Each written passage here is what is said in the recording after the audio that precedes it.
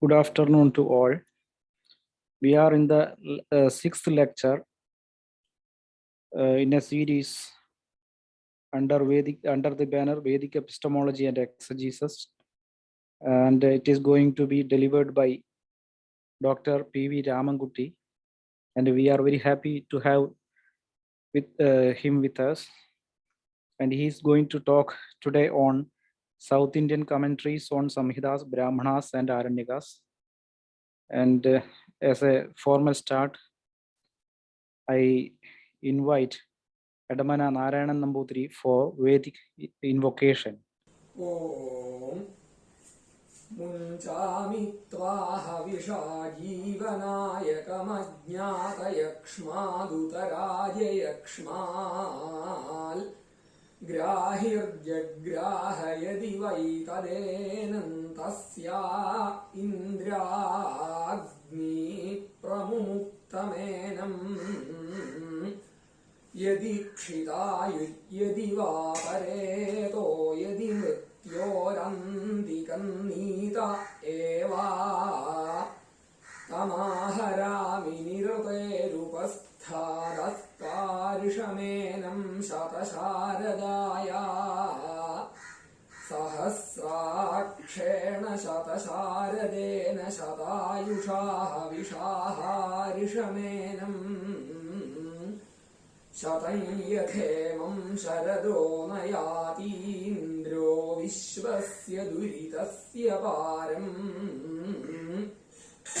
Shatam Jiva Sharado Vardhamana Shatam Hemantan Shatamu Vasantan Shatamindryagni Savita Brihaspati Shatayusha Vishemam Punardu Aharishantva Vidantva Punaraga Punarnava Sarvanga Sarvante Chakshus Sarvamayushchate Vidam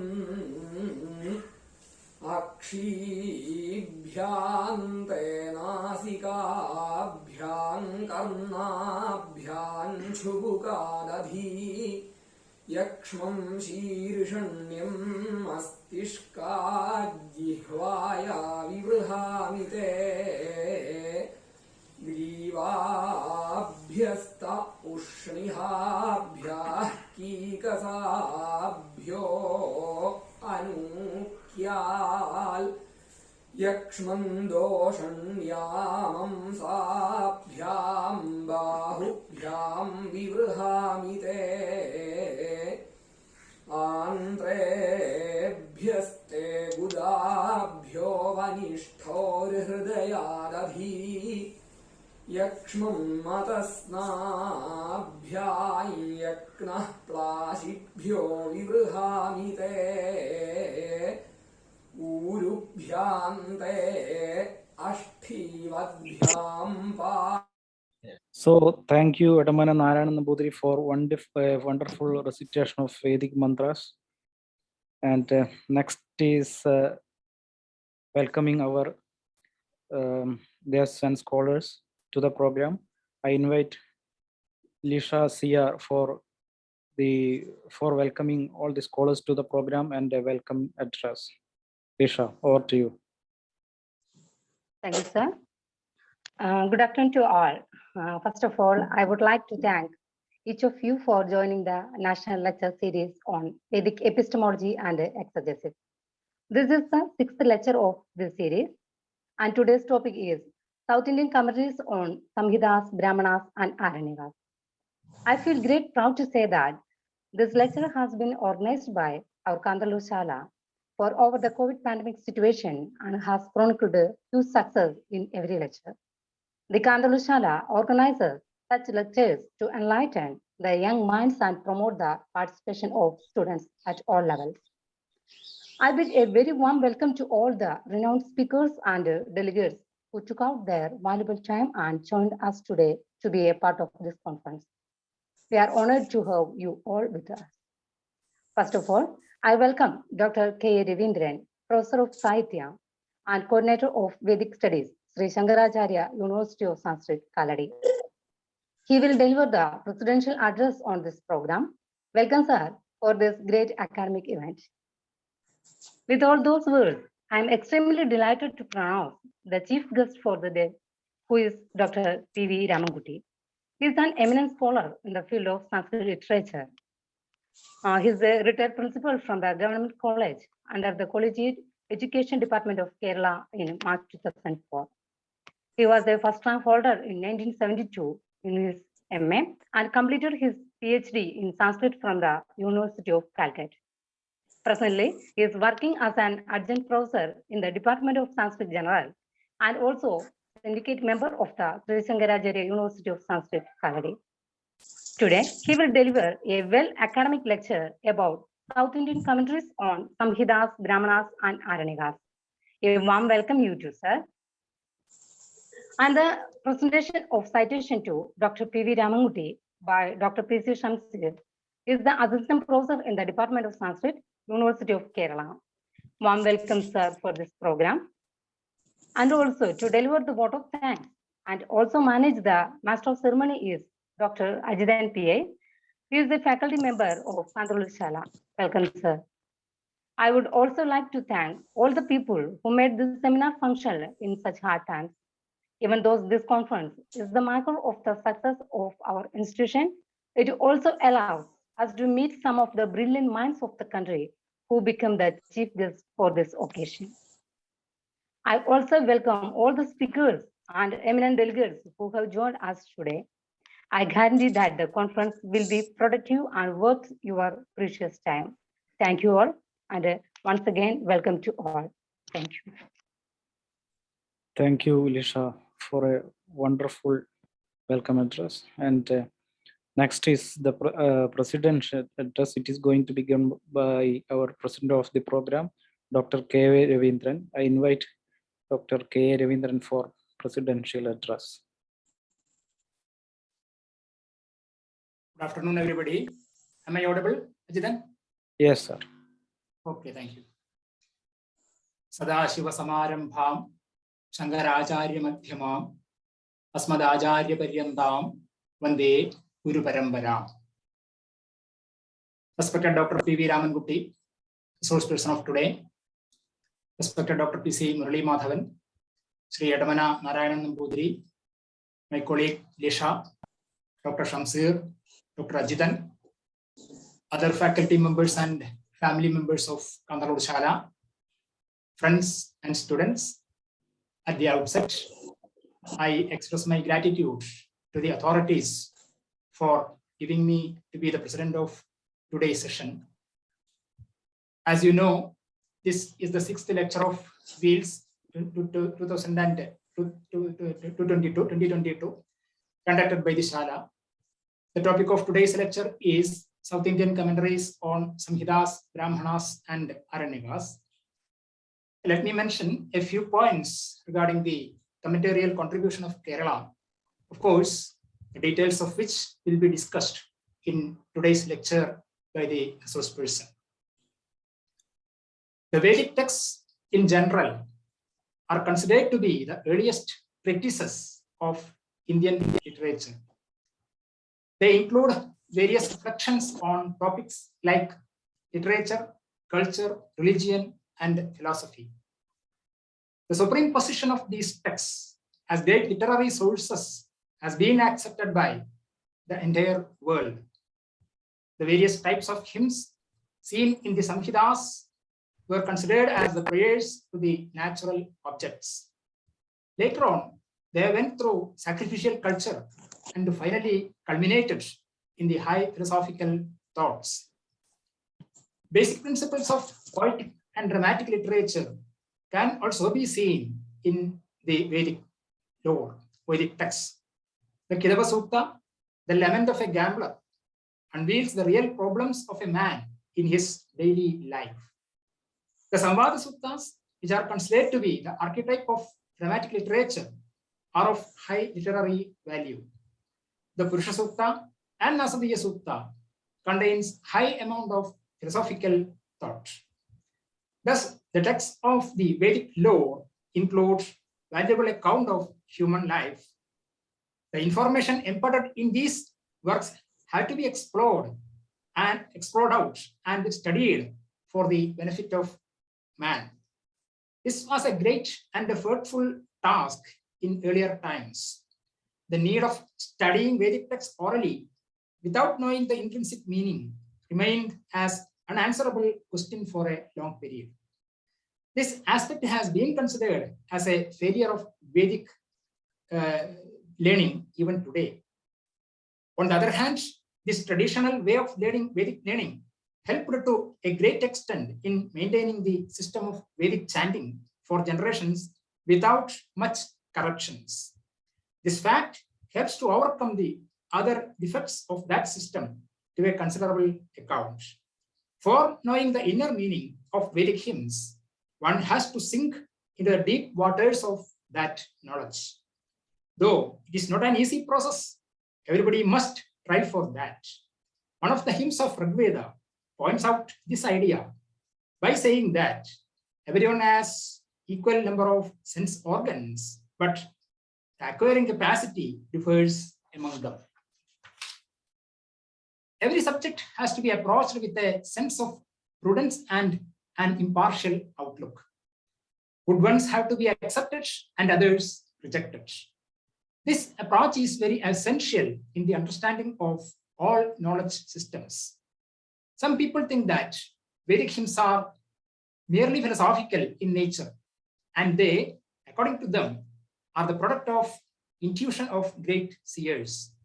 Yet another class of people think that they are the prayers to nature made by the ancient people who were deeply affected and astonished by the healthy and wealthy condition of this land. Both these views are true and significant. A treatise becomes a remarkable one when it gains attention of people of different social setup. But sometimes these texts themselves will be unable to transmit the inner meaning to the society because of the problem of language in which they were written. Thus, studies of these texts as commentaries and translations of them into various languages became necessary, and they, to a great extent, were based on the culture, history, and social setup of that community. The condition of Vedic texts also are not so much different from this. Layman, though he can study Veda, being born in a noble family, is totally ignorant of the inner meaning. More correct to say, they are not ready to learn that inner meaning which must be understood. The word unveils its all aspects of meaning to one who is in need of knowing it. Study and teaching of Vedic hymns will become meaningful when its inner meaning is revealed to the knowledge of ordinary people. Such a perspective brings the necessity of studying Vedic texts with the help of the commentaries written on them and making use of them for the benefit of the public. Both Eastern and Western scholars had made commendable contribution to the Vedic commentarial literature. Kerala also has shown her strength in this regard. Several commentaries and translations on Vedic texts of different streams have produced from this land. They include not only of the Samhita portion, but of the Vedas, but on Aranyakas, Brahmanas, Aranyakas, Upanishads, and Vedangas also. I'm not going for a deep discussion now on these matters since it is not needed. And I'm sure that Professor Ramankutty will discuss all these matters in this paper. Now, I'm not lengthening my speech with these words, and once again expressing the gratitude to all. Let me remain back. Thanks to one and all. Thank you.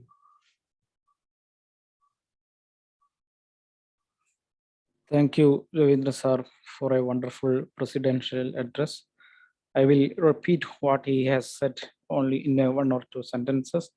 What he was saying, that his observation was that Vedas are Not Vedas are the texts not only deal with hymns of philosophical overtones, but depict human life of our ancestors, and the study of Vedas serves its purpose when it is learned along with their meaning. So without knowing the meaning of the Vedic mantras, the study of Vedas are not going to serve its purpose. So he focused mainly on these 2 points.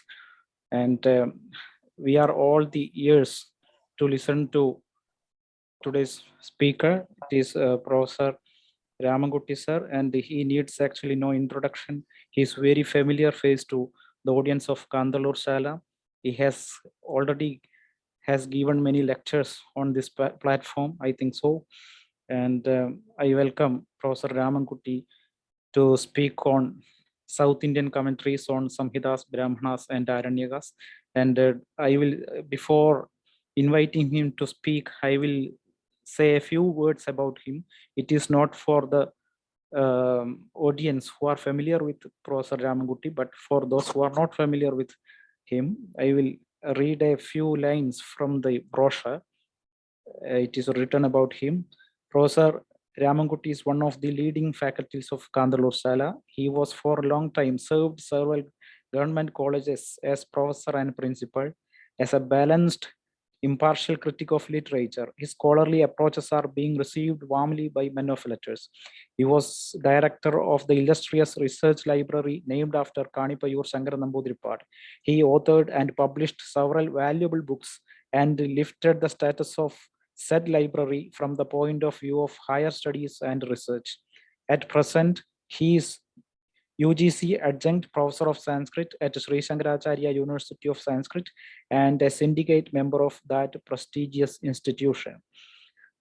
This note tells everything about Dr. P.V. Ramankutty, sir, but this is just a short introduction, and next I invite today's speaker, Professor Ramankutty sir, to deliver his lecture.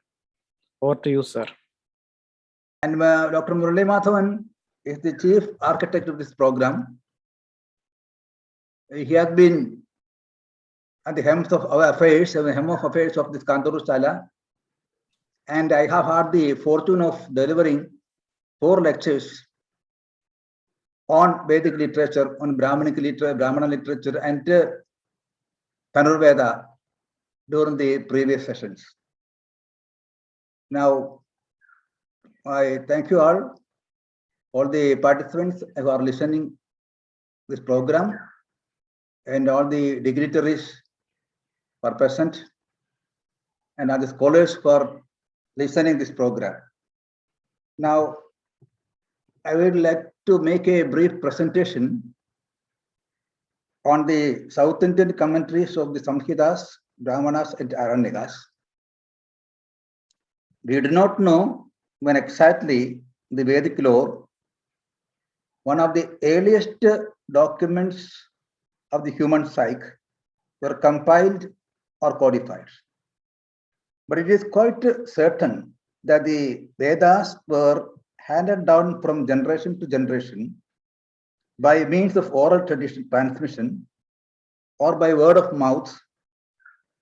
Perhaps these hymns, which contain liturgical as well as mythological accounts, prayers and poems and formulas, took shape in the families of seers in the form of songs of praise to ancient deities, recited perhaps on the occasion of the performance of rituals.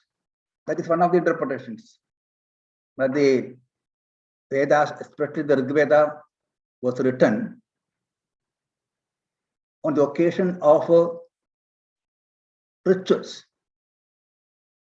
So one of the interpretations, one of the observations made by scholars, because there are several other interpretations also or comments also about the hymns in the Vedas. There is the Nairuktika criterion and also the Yajnika criterion, the Vaiyakarna criterion, the Jyotisha criterion, the Sampradayika criterion, and the Adhyatmika criterion and the Aitikastika. 7 such criteria have been adopted as to the use of the Vedic hymns. especially the Rig Veda.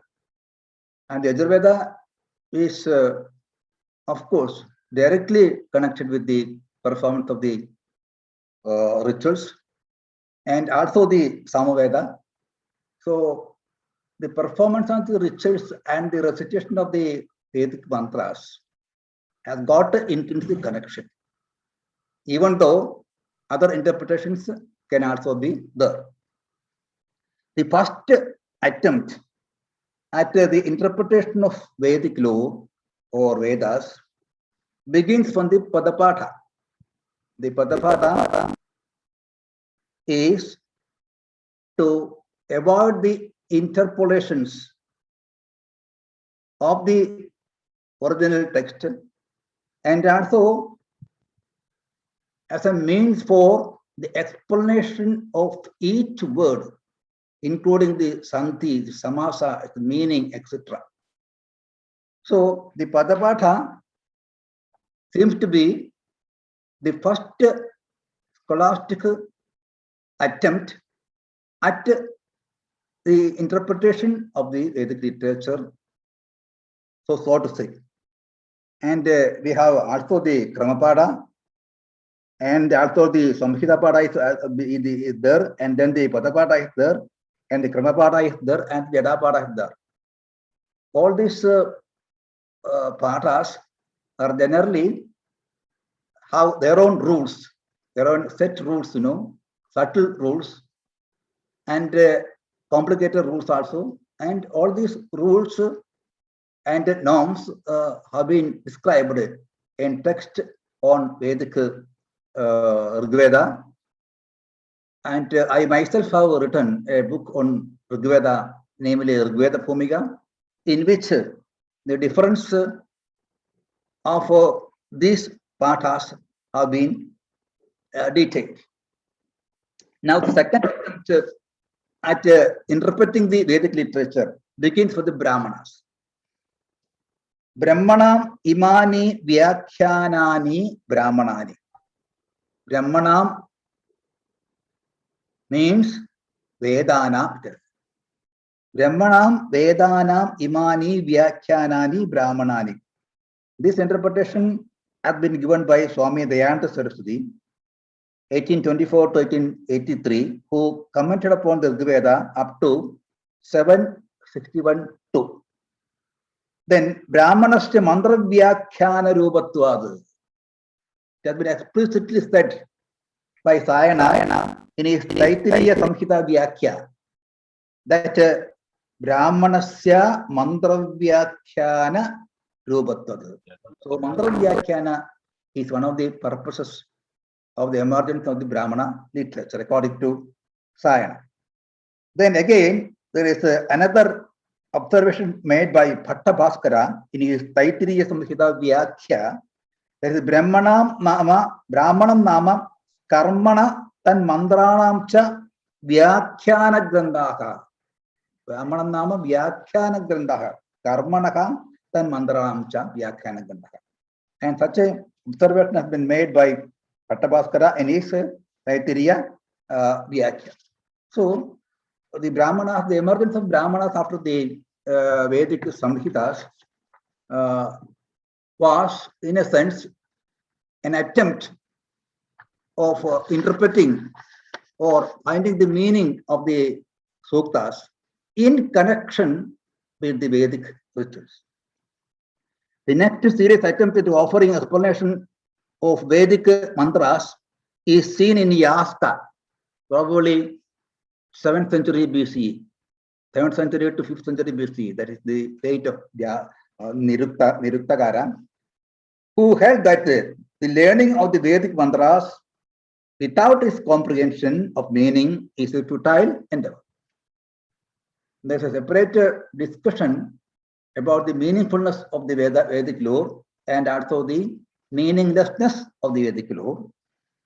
And Yaska, in his Nirukta, observes Tanurayam Bharaharaha Kilabhod Athitya Vedam Na Vijanati Yortham. He who reads Vedas, he who does not understand the Vedas, is like a pillar who bears the brunt of the weight of the building and nothing else. So his comment is very vehement to mean that without understanding the meaning of the mantras, there is no point in understanding or even pronouncing or reciting Vedic mantras. Arthatnyaha it sagalam bhadramashunate nagamedit jnana vithodabatma. By the recitation of Vedic mantras, he can overcome his sins and he can attain even the heavens. There is another comment. Athena charati mayesha bhajam susurvam apalam apushpa. Apalam apushpa. It is like milking a cow in a futile manner. If one goes on learning Vedic literature or Vedic hymns without understanding the meaning. So all these observations made by Yaska show that there is no meaning in understanding or even reciting the Vedic mantras without understanding its meaning. Nirukta is not a comprehensive. That is only one of the observations. There are other scholars who argue that the Vedas are generally Shabda Prathanas, and even the mere recitation of the mantras will carry its normal effect even without understanding its meaning. So Nirukta is not a comprehensive commentary on the Vedas, but it attempts to offer meaning to a list of Vedic words called Nikhandu. A Vedic words, a list of Vedic words is there even before Yaska. A list of 1,763 or so Vedic words have been codified, and Yaska was attempting to interpret or give meaning to these words taken from the Vedic law. So that was a very meaningful attempt at understanding the meaning of the Vedic law, because in those days, nobody knew exactly what the Vedas actually meant, except from citing citing the mantras on particular occasions.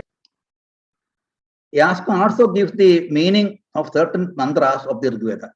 While giving the etymology of these words, Yaska chooses to give the meaning of certain mantras, not all mantras. Only the meaning of certain mantras has been furnished by him. After Yaska and before Sayana, we have a host of Rigvedic commentaries like Skanda Swamin, Narayana, Udgita, and Udgita is belonging to the 7th century CE, and also Hastamalaga of 700 CE, Venkadamadhava of 1050 CE, that's the 11th century, Ananda Tirtha, again of the 12th century, again Dhanushka Yajna of the 13th century, and Lakshmana of the 12th century again, and Ananda Tirtha and Atmananda, yes, Atmananda of the 13th century CE. All these are Vedic scholars who have composed commentaries, pashas on the Vedic lore, some of whom belong to South India. All these scholars are not belonging to South India, but some of them are belonging to South India. It has been observed that Skanda Swamin, Udgita, and Narayana together composed commentary for the whole of Rig Veda.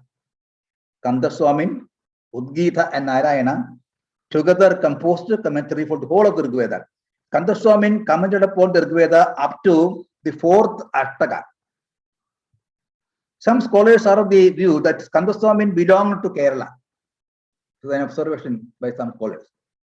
But he himself, Skanda Swamin himself tells that he is a native of Valabi, and scholars have identified that there is no place called Valabi in Kerala. Udgita probably belonged to an area called Malayachala in Karnataka state. That means he says South Indian. Venkadamadhava again penned the brief Rigartha Deepika. The commentary of Rigartha Deepika was penned by Venkadamadhava, and he belonged to the Andhra belong to Andhra Pradesh of South India. Ashtamalaka again, another Vedic commentary is supposed to be a disciple of Adi Shankara, 780 to 870. Adi Shankara is well known. Some scholars observe that Ashtamalaka was the son of Prabhakara Mishra, the well-known Mimamsa scholar of Kerala. Prabhakara Mishra and Kumarila Bhatta, you know. The next great South Indian scholar is none other than Sayana, whose life and works need special mention.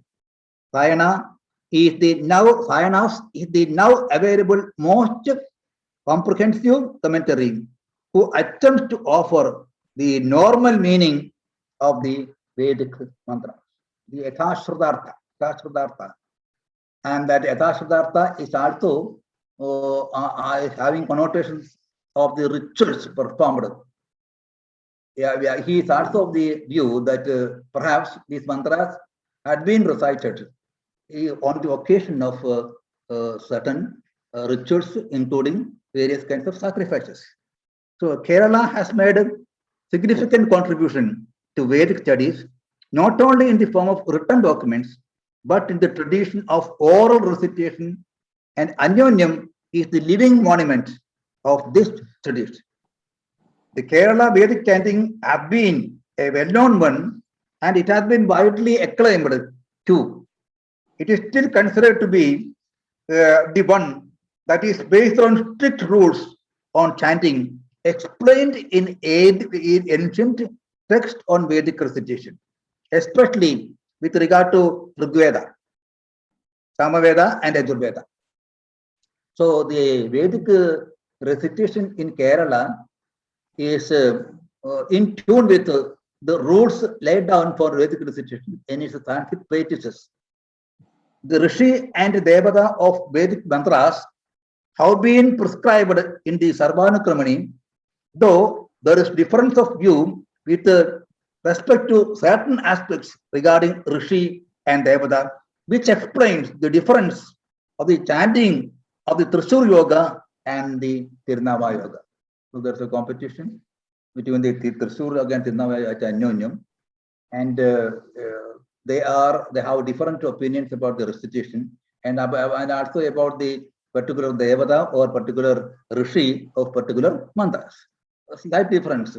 That explains the difference of the Tirnava Yoga and the Trishur Yoga. The Kerala tradition of Vedic chanting has taken care to maintain the correct accentual pronunciation. Even the North Indian scholars have appreciated the precision, the exactness. It's observed by the Kerala scholars, the chanting of the Vedic mantras. Pronunciation of each mantra rather than making out its meaning. So here, more importance is given to the accent and the Shabda Pradhanata of the Vedas more than understanding its correct meaning.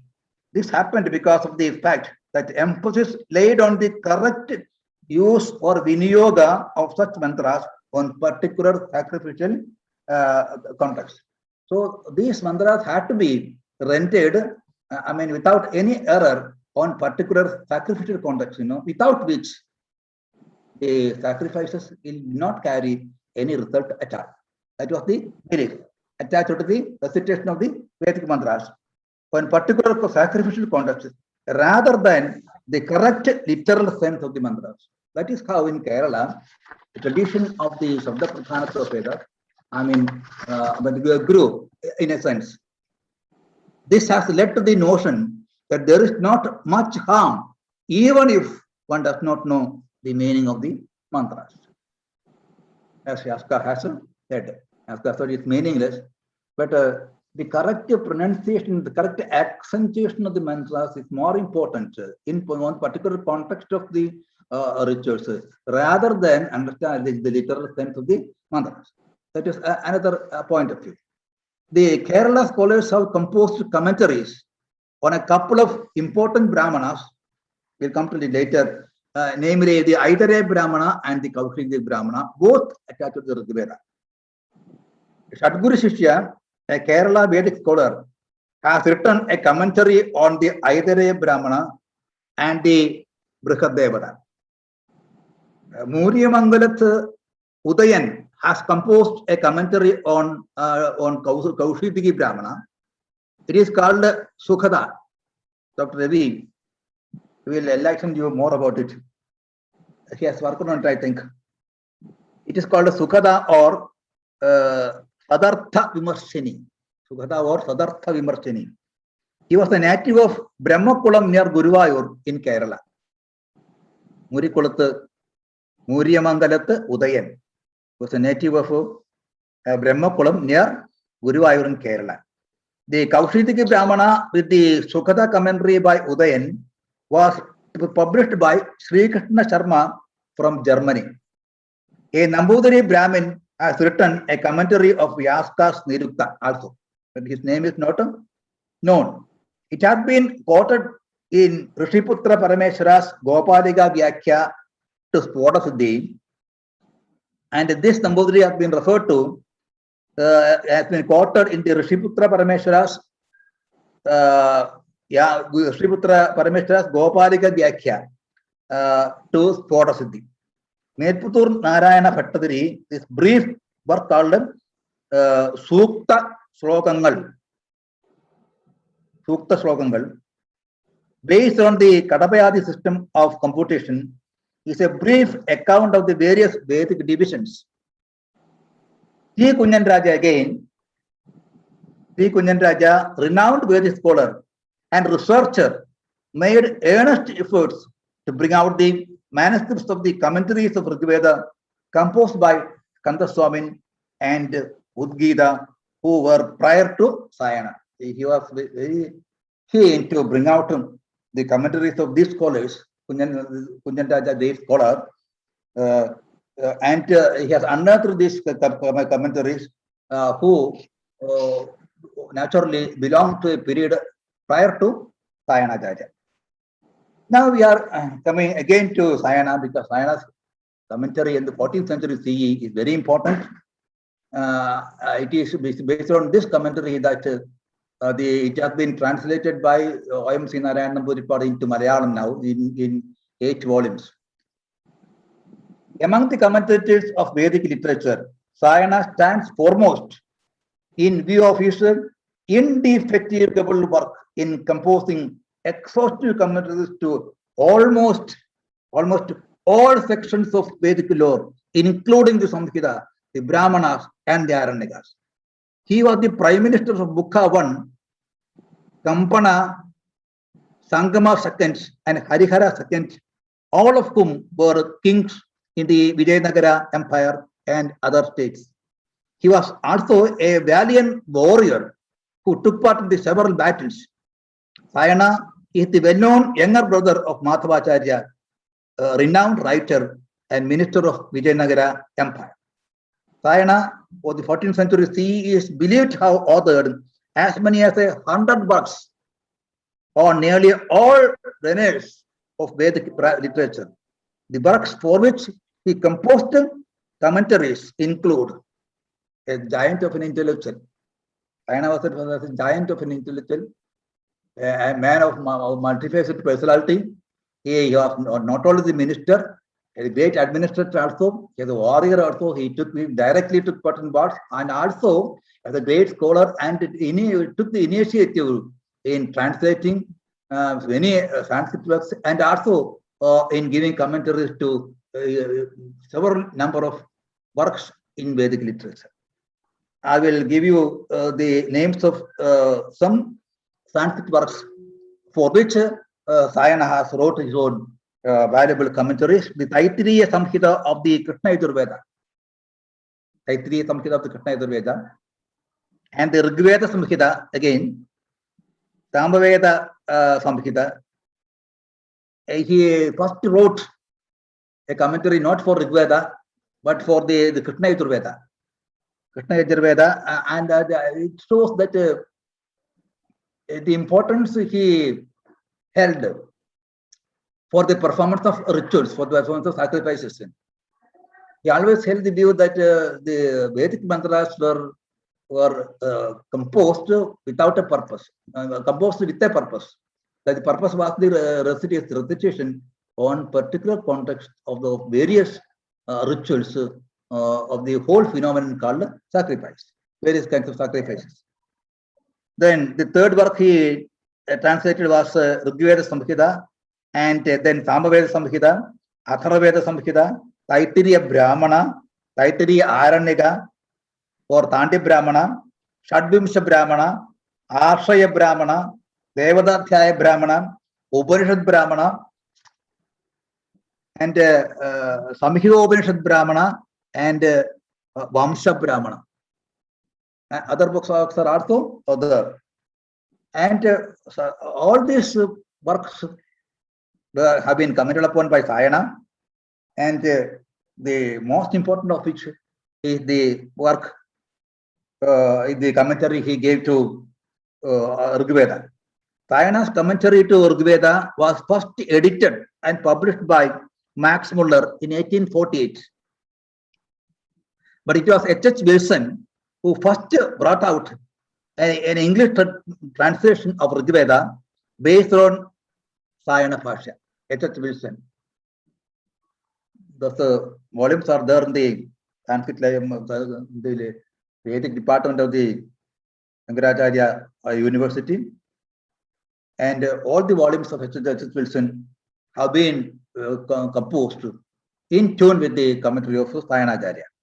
Sayana's commentary to the four Vedas is called Vedartha Prakasha. The commentary of the whole Vedas has got a single name, and that name is Vedartha Prakasha. Harihara and Bukka offered all assistance. They were kings. They offered all assistance to Sayana in undertaking the Herculean task of penning commentary to the four Vedas. He organized a group of scholars, and he took the initiative to translate these great works of ancient Yoga. Sayana Pasha to the Rigveda Samhita is its first comprehensive commentary.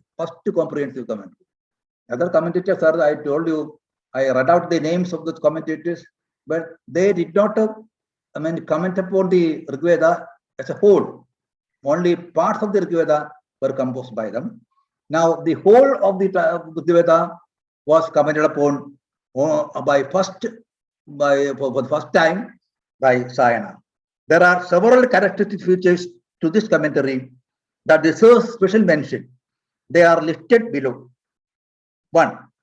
Sayana mentions Rishi, Chandas, and Devada of each sukta before he commences his Pasha. So now in the Kerala mode of recitation, it is customary to mention the Rishi or the sage, and also the deity or the Devata, and also the Chandas, each sukta, before it is recited.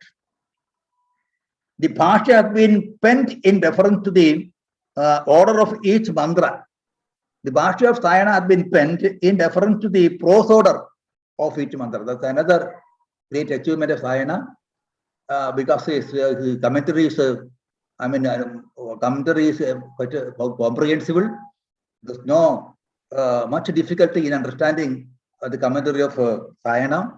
So, because he comments upon it, according to the prose order of the particular rik or particular mantra.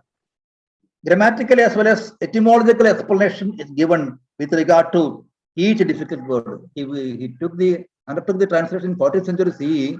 So naturally, a lot of works were available to him in the field of lexicography also.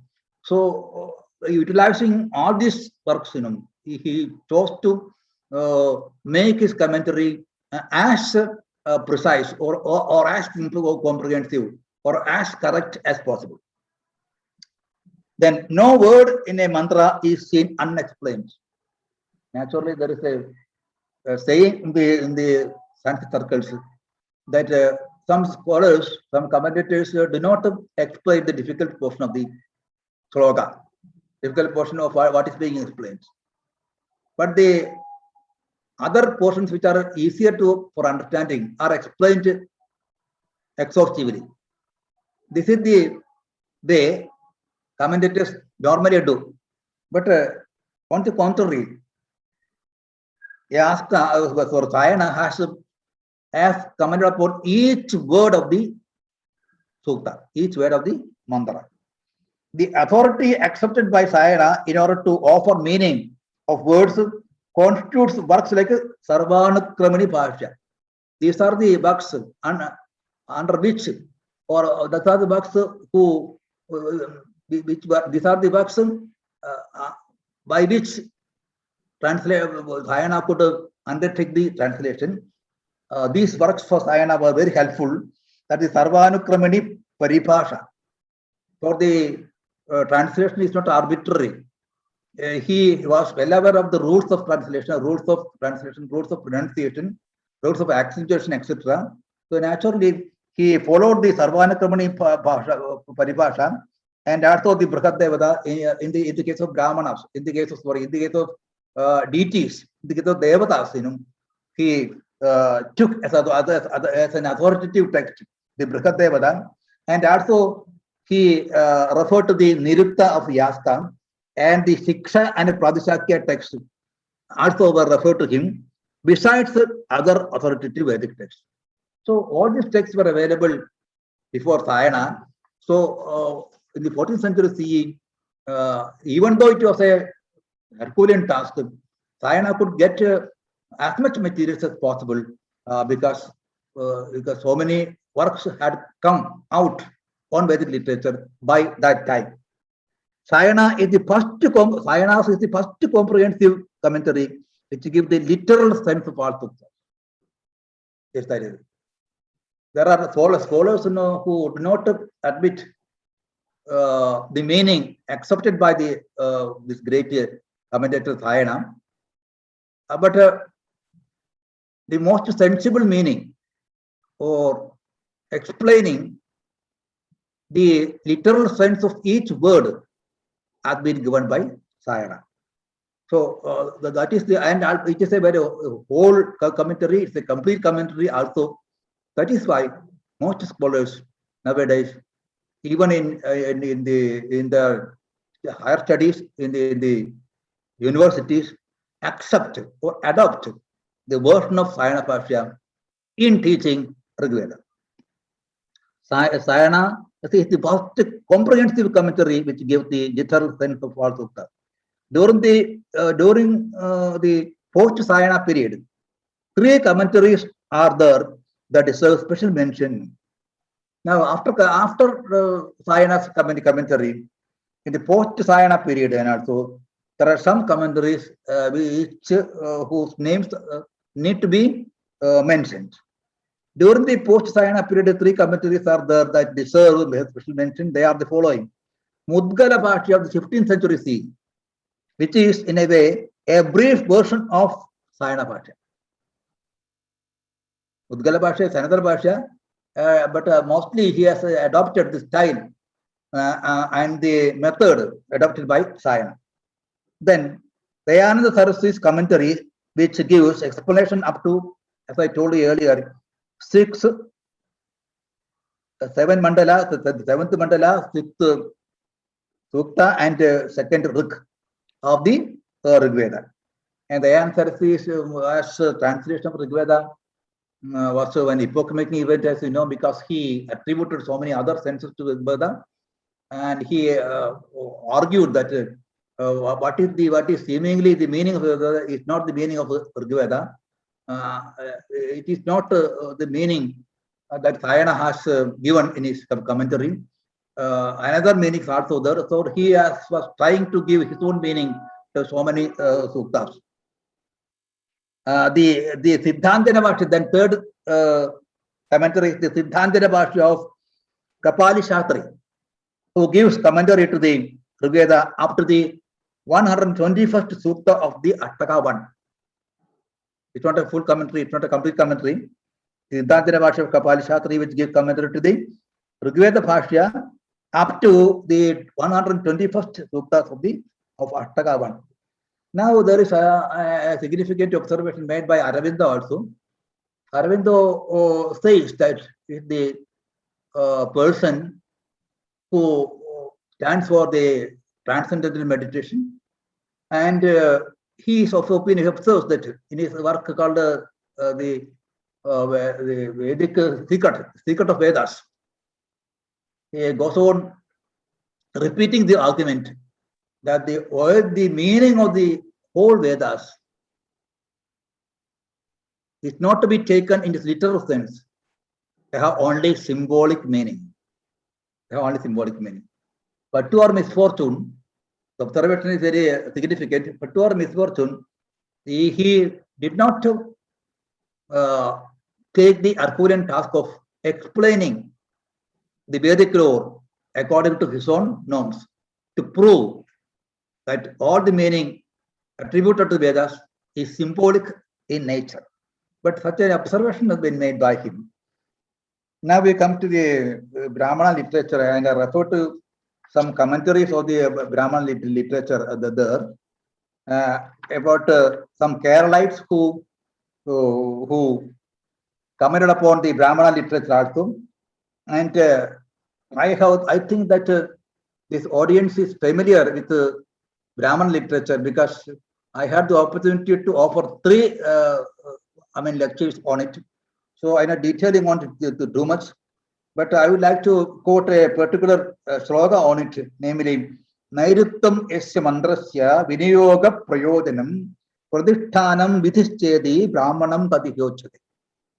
So nirutta or etymology, viniyoga or application of the mantras, prayojana or the use of the mantras, pradhisthana or the basis of the mantras, and vidhi or injection are considered the 5 parts of or 5 goals of the Brahmana literature. And all these aspects were dealt with in our previous lectures. So I would not like to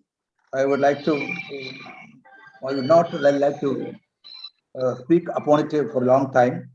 The Aidareya Brahmana, I told you earlier that Sadhguru Shishya is a Keralite scholar, and he composed a commentary by name Sukhaprada Purti to Aidareya Brahmana. And Aidareya Brahmana, as you know, is attached to the Rigveda also. This is a very significant commentary, and he say also, I told you it's a Keralite. Now, we come to the Aranyakas also, and the Aranyakas happen to be the works of the period of an interval between the Brahmanas and the Upanishads. It belongs to the Aranyakas belong to a period between the Brahmanas and the Upanishads. They therefore possess more or less the features of both Brahmanas and the Upanishads. The Aranyakas. Aidareya Aranyaka is the last part of the Aidareya Brahmana. Aidareya Aranyaka is the last part of Aidareya Brahmana. Aidareya Upanishad is a part of the Aidareya Aranyaka again. Kaushidi Upanishad is part of the Sankhyayana Aranyaka, and Taittiriya Upanishad comes in Taittiriya Aranyaka again. Being the concluding portions of the Brahmanas, and most of the Upanishads being part of them, the Aranyakas cease to have marked characteristics that make it a distinct class of literature. So there are scholars who do not consider that Aranyakas as a distinct class of literature, but generally the Vedic literature or Vedic lore is divided as the Samhitas, Brahmanas, Aranyakas, and literature. That does not mean that they are separate class of literatures. They remain in mixed form. For example, as I told you in the earlier sessions, that the Ishavasya Upanishad happened to be the 40th chapter of the Shukla Yajurveda. Ishavasya Upanishad happens to be the 40th chapter. Ishavasya Upanishad happens to be the 40th chapter of the Veda called Shukla Yajurveda, Madhyandina Samhita.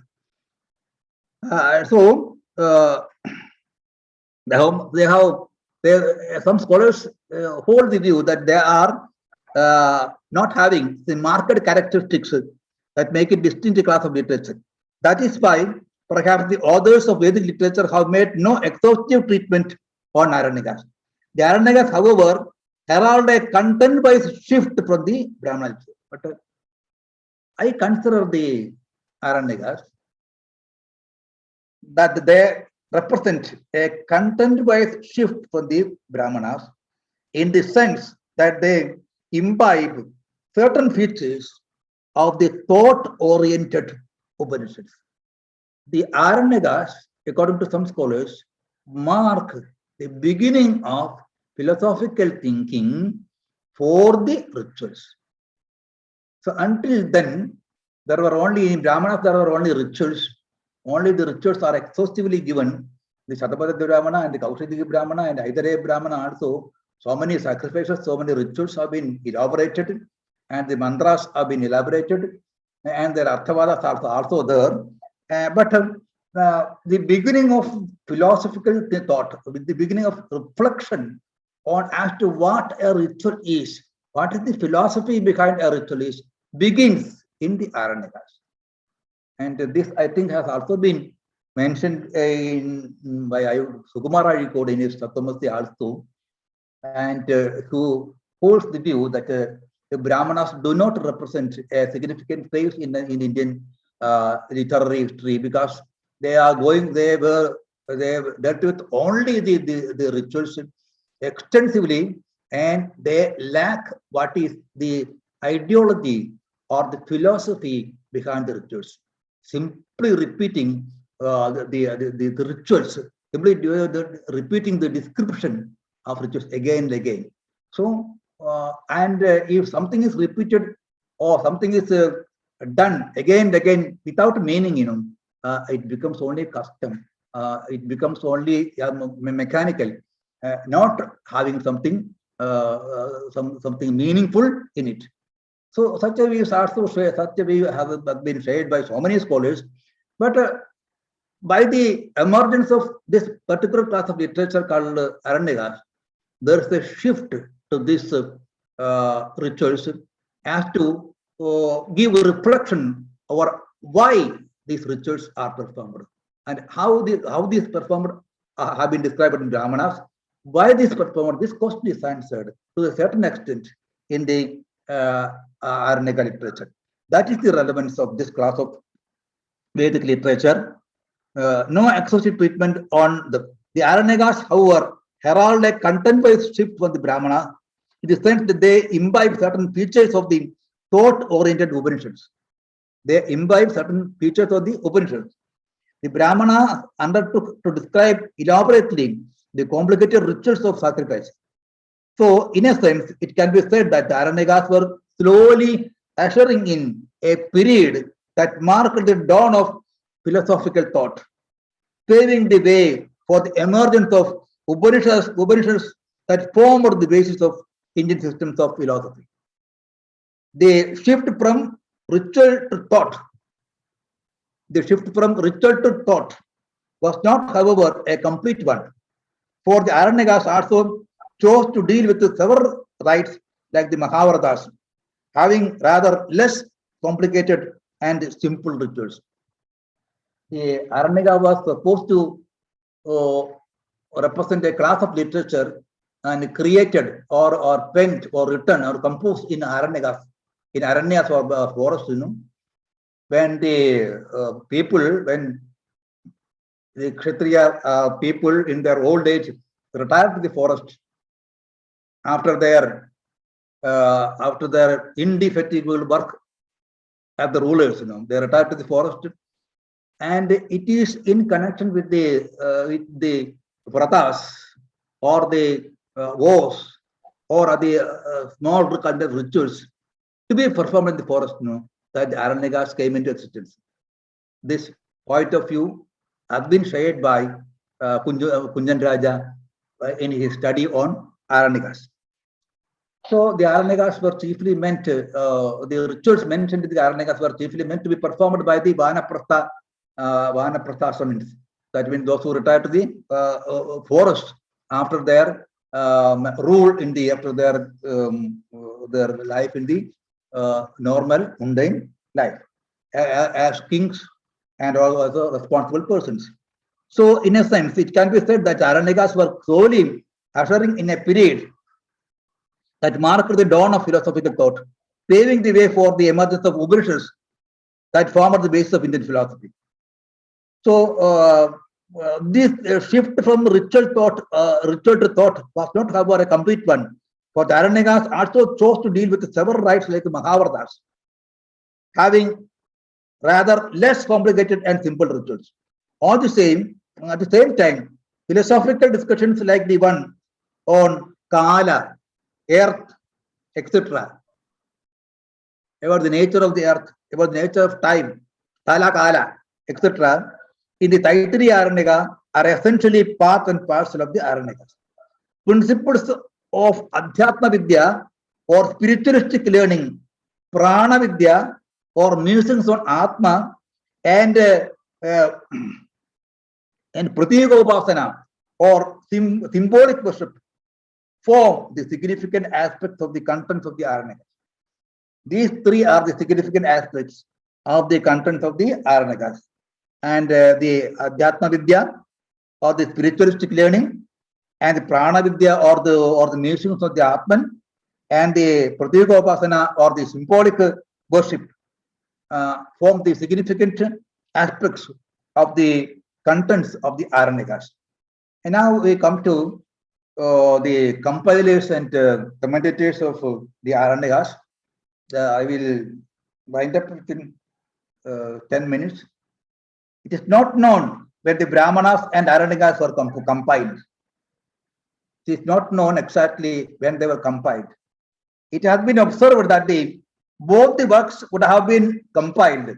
Both Brahmanas and Aranyakas have been compiled simultaneously during the period of the Mahabharata. By the time of the Mahabharata, some 3rd century BCE to 3rd century CE, by the time of the Mahabharata, the compilation of Aranyakas and the Brahmanas would have taken place. Some of the names found among the compilers of the Brahmanas and the Aranyakas are those of the Saunaka. The names of compilers are available in Aranyaka works. The names include Saunaka, Ashwalayana, Katyayana, Yaska, even Panini, Pingala, Vyadi, and Kautsa. All of them were probably contemporaries. Saunaka has been assigned to a period from 3rd century BCE to 7th century BCE.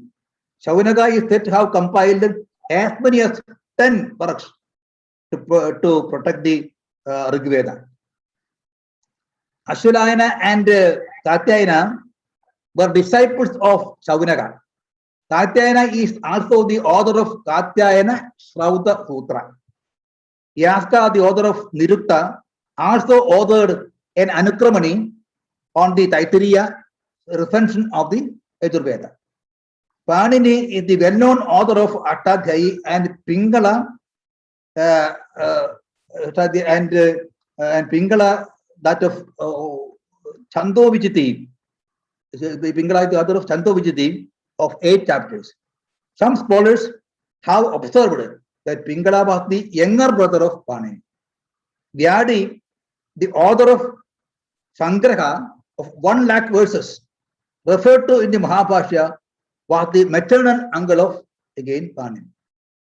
There were many sages by name Kautsa who compiled the Brahmanas. And there's a sage called Kautsa in Nirukta who argues that the Vedic mantras have no meaning. And Yaska put forward the meaning that Vedic mantras have meaning. And there is a samvada or dialogue between these two visions of the meaningfulness and of the meaninglessness of the Vedic mantras. And the person who represents the view that Vedas do not have any meaning is none other than sage Kautsa. Exegetical works on Aranyakas, well, I'll conclude shortly. The bhashyas or commentaries of Aranyakas are only a few, since many are lost by the march of time. We haven't learned much about the commentaries of the Aranyakas. The Aitareya Aranyaka has a commentary by name Mokshaprada by Sadguru Shishya. Aitareya Aranyaka, I told you earlier, I think, as a commentary by name Mokshaprada by Sadguru Shishya of the 30th century CE. Sayana's commentary is well known. Sayana has also written a commentary on it.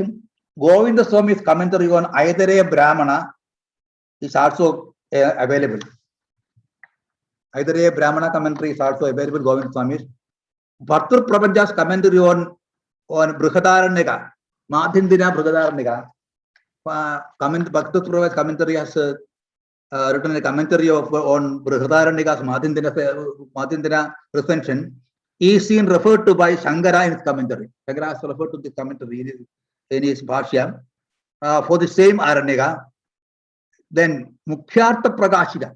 Mukhyartha Prakashika is the name of the commentary by Diveda Ganga.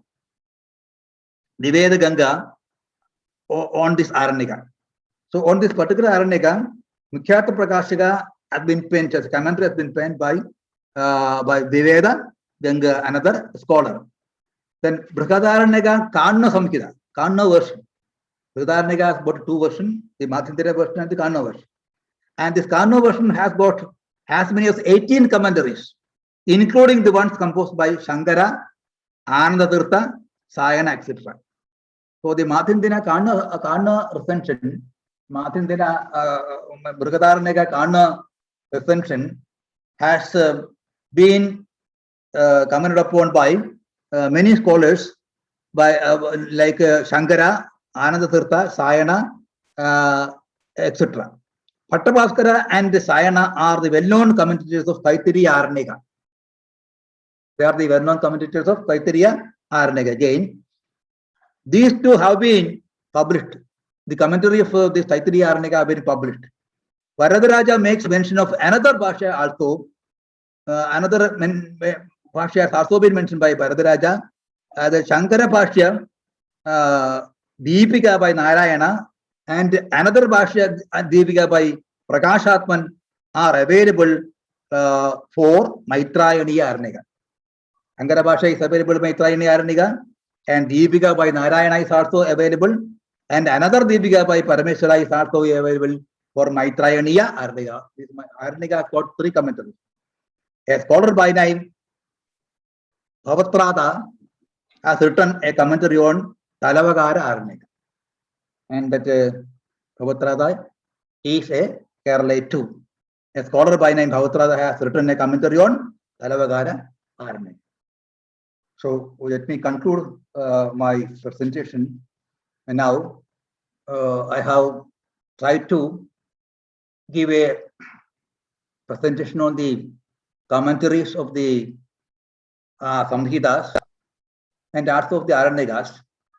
And not much has been available about the commentaries written on the Brahmana literature, except that of Sadguru Shishya and some one or two other scholars.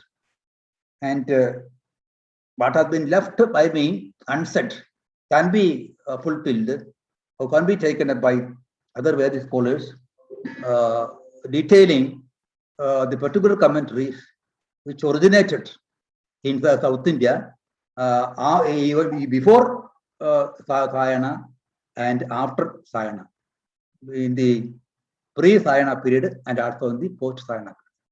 But the Sayana's commentary to several Vedic works is a monumental achievement to the Vedic lore, and his introduction to the Bhashya of Vedas, Rigveda, is a commendable one. A long introduction. Sayana has given a long introduction to his commentary to Rigveda Bhashya, which is a very brilliant reading of all that has been grasped by this great scholar, and how his Bhashya enables us to enter into the meaning of this great work called Rigveda. Thank you very much. Thank you for your patient listening. Thank you very much. Thank you, Ramankutty sir, for a illuminating lecture. And there were many details which are very valuable for the students of Vedic literature. And now it's time for discussion, make inquiries, and time for additions. And now I invite Dr. K. Ravindran, President of the program, to express his views of this paper presentation. Okay, Ajitan. Yes, sir. Of course, my teacher, Professor Ramankutty, has given a vivid picture regarding the commentarial literature of Vedas, starting from Samhitas to the Vedangas that constitute the Vedic lore. And he has expressed, or he has said, the South Indian commentaries mainly, and they came to Kerala, and also from Kerala commentaries to some extent. But more than that, as he has said in the last time of his speech, of his lecture, the post-Sayana commentaries, the recent commentaries also. There are some recent commentaries also on the Vedic literature, Vedic texts from Kerala, and that especially on he has referred to the Melpatur Narayana Bhatta's Sukta Slokas, the nine verses on Vedic literature. And it has been commented by our Dr. K. Vishnu Nambudiri recently, and he has given the commentary on the 9 slokas, and it has been given published in the book been published by the Vedic Studies of Sri Shankaracharya University of Sanskrit Kaladi, Preservation Techniques of the Rigveda Chanting of Kerala. In that work, it has been included. His commentary has been included. And he exactly, the Melpatur Narayana Bhatta represents a new system, though it can be said as Katapayadi, but he has given a separate system in his work, and he has referred to that he is giving a special method of interpretation, or a special method of special technique in commenting, in writing that 9 verses, and it is said that Natva Vigheshwaradin Kathamabichamaya Kathyade Vyanjanokriya Sukranam Varna Sankhya Spudamihatu Takarokti Radhyaya Buktau Yuktadyam Tulya Suktan Yuvadisadu Bhave Dvadasoktau Kshakara Predi Syad Dvidvigokrau Bhavaduta Desa Sankhya Vidhayi Nakara. It's a particular method that he has been adopted in writing that Sukta Slokas, and Dr. Vishnu Nambudiri has given a great commentary, a good commentary on that. And the first sloka is the Prodrega Adrida Rupe Vimala Varagira Purvagide Guru, etc. It is running in like such a way. So Vishnu Nambudiri, the author, gives the, as you know, Melpatur Narayana Bhatta is a great Vedic scholar. More than he is the author of Mimamsa works also. But the 9 slokas, the characteristic feature of these 9 slokas is that it is at the same time it is explanation to the number of suktas and vargas included in the 8 ashtakas of Rigveda, and also it is a salutation to family deity Chandanakka Vilamma. Okay, so he in a particular way he uses the Katapayadi system, and it has to be, it refers to a particular position. It needs a particular position, or it expresses the contribution of Kerala also to the South Indian, to the Vedic studies. Coming to the Shadguru Shishya, I have to express some points that the meaning of the Shadguru Shishya, the word Shadguru Shishya is yet not clear. The teacher of 6 gurus, so the student of 6 gurus is the name, and the name of 6 gurus are given as Vinayaka Sulavanir Mukunda Suryo Vyasa Shivayogi Yeshat Tebhyo Nama Saptavidyamratasya Pradadrabhya Swashradavalsalephya. There's a verse in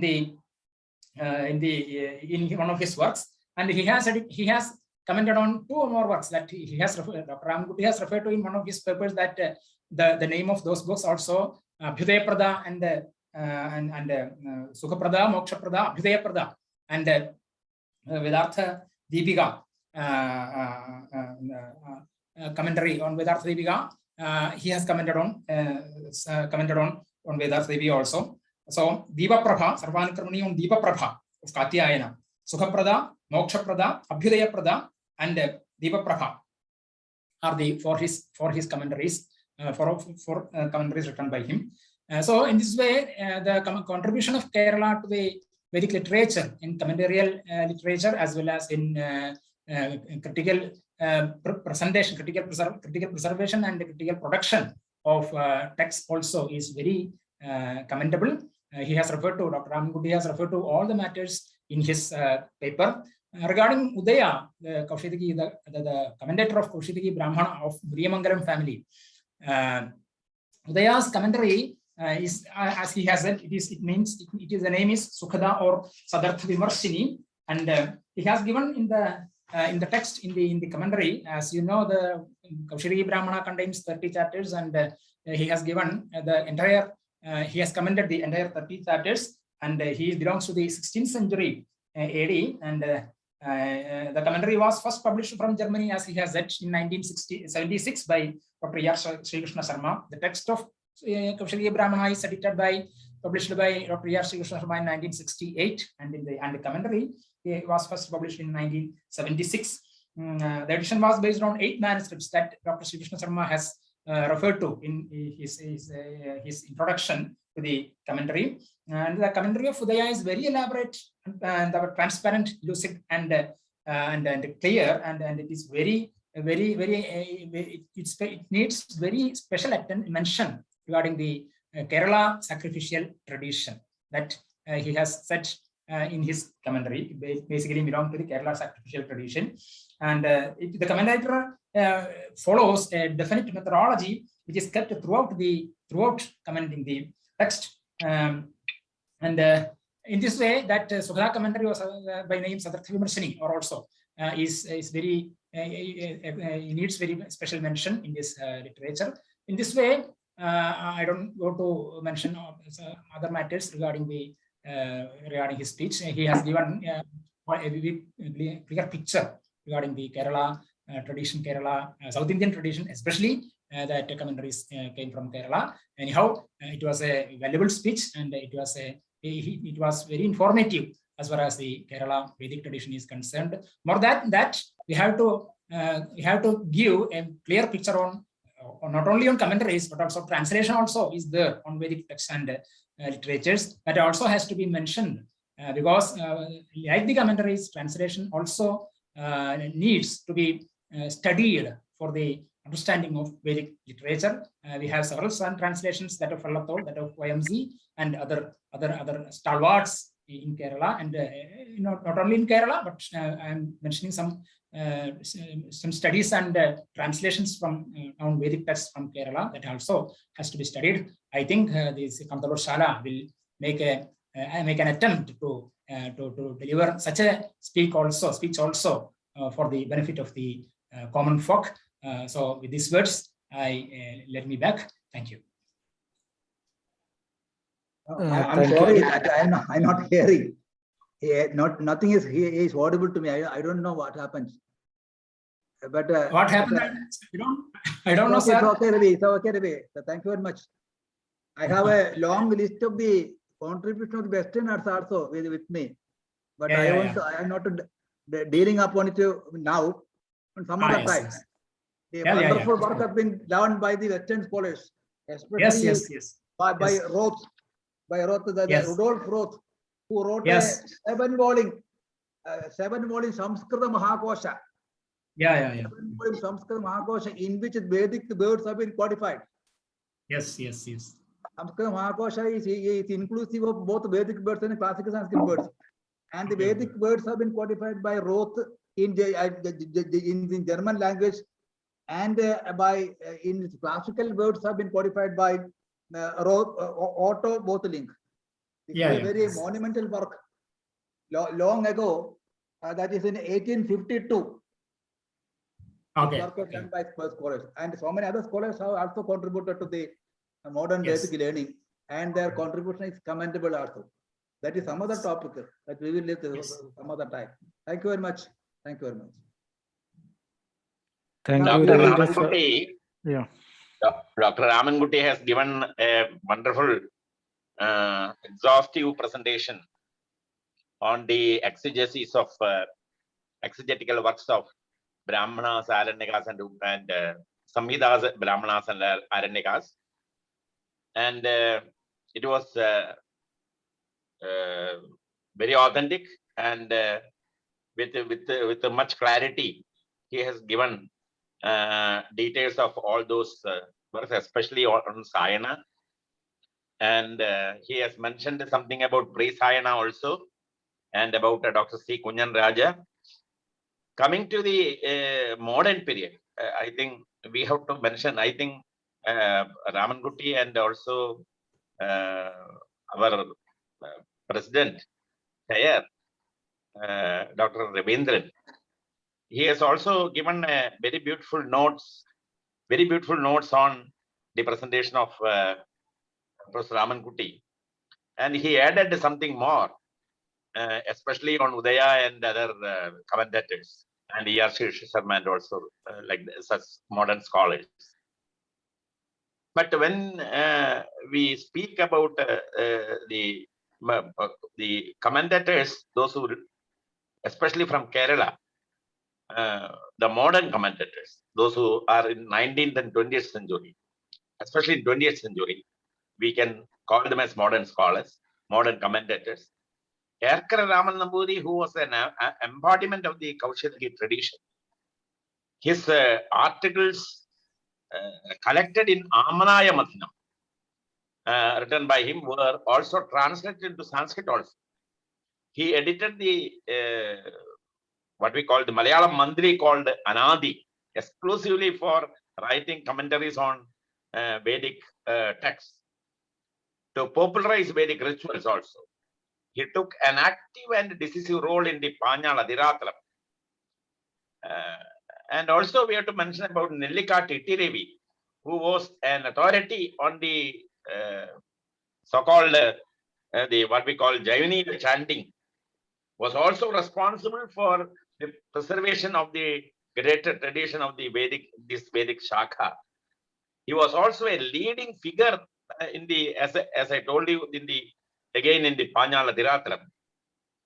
So these scholars should be mentioned with much importance. And again, V.K. Narayanan Bhattacharya, I think Dr. Ravindra has mentioned about him, tried to stress the importance of studying the meaning of Vedic texts. That is very important. And profusely on Vedic interpretation using Yaska and also Aurobindo. So Mahakavi, here also Mahakavi Vallathot, he has translated the entire Rigveda and prepared in his which he has prepared in his 70s, brought this ancient text to the ordinary people. So that is also very, very important. As Professor Ramankutty has mentioned, YMC Namboodiripad has published the Rigveda, which was mainly, it is a translation of the Sayana commentary. Coming to the, again, in the modern line, Professor Ramankutty has mentioned little, but I want to make it more, what we call, clear on the research works of Dr. C. Kunjan Raja. He is the first man from Kerala, and not only from Kerala, the entire India. Even people like Dandekar and such Vedic scholars from South, from Pune and other places, they have gone abroad only after Dr. C. Kunjan Raja. Dr. C. Kunjan Raja first went to Oxford and for higher studies in Vedas, and he was the direct student of Professor A. MacDonnell, the well-known Vedic scholar, and he worked. He done his PhD work under him, and his professor MacDonnell was giving the information, or rather teaching him that Sayana was writing baselessly. without any base, without basing any ancient texts. So he was taught by Professor McDonnell that Sayana was writing without any base, without any what we call commentaries based on which he was writing. And that means precisely without any base he was writing. But Sayana from his own, just like as we say, Kapola Kalpita, his own imagination, he was writing. But that, and he studied in that way, and Dr. C. Kunjaraja was trained in that way. But after his PhD, while he was returning, he met several scholars in Germany, in Paris, and then he came to India. And after a long discussion with several scholars, he started a detailed survey and search of manuscripts, the pre-Sayana commentaries of Rig Veda. And he could trace out more than 9 pre-Sayana commentaries, and he published all those things. And he proved that Sayana was writing with base, and he was mentioning, and he is following, and he is depending on what we call scholars prior to him, Sayana. And Sayana's commentary is with a proper base and with the proper authenticity. So this was the Guru Dakshina he given to his own teacher, Professor A. McDonnell. And he has several books like what we call the quintessence of the Vedas, Rig Veda, the Rig Veda, the quintessence of the Veda, his edition on Asivamiya Sukta, and so many books written by him, by Dr. C. Kunjaraja. So really, E.R. Srisha Sharma was a worthy successor of Dr. C. Kunjaraja. Even Dr. K. Kunjunaraja, in that line, he is the last man. Dr. Kunjunaraja also wrote some very authentic papers on research papers and published in Netherlands, journal in Netherlands, and they are very valuable in the field of Vedic studies. So these are to be added, I think so, when we consider the modern commentators of Vedic literature. With these some observations, and I thank Professor P.V. Ramankutty, very scholarly, he has given with a great mastery on the subject. He has abridged the entire that literature. It's just like an ocean, it is a vast, and he abridged it in a very what we call just as like Malpatur Narayana Bhatta and other people do. The entire Ramayana was, the entire Sundarakanda was abridged to half a verse, like that. So he has done it wonderfully, and the clear distinction of the ritual, and its aspects, and the thought process, and how to do rituals, and why, how the rituals, and why the rituals. These two questions are based on Brahmanas and Aranyakas. This has to be developed by our research scholars. Such lectures, what we arrange by Kandro Shala, should be attended by our scholars and studied by our scholars. All these lectures are available in our YouTube and also in our website. It is ready for reference at any time. So scholars should use such scholarly presentations for their further studies in the Vedic literature. With these observations, I beg to remain. Thank you. Thank you, Professor Ramankutty and Professor Ravindran.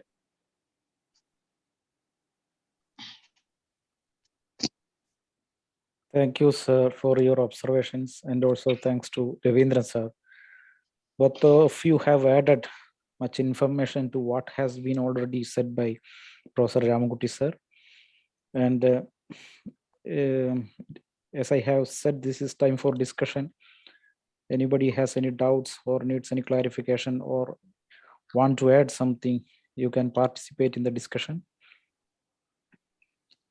Before that, I have a questions to ask. Before that, I would say another thing. Professor Ramankutty sir, could you see the chat box? There is a chat box. There is a question. Is left by a Sheshadri.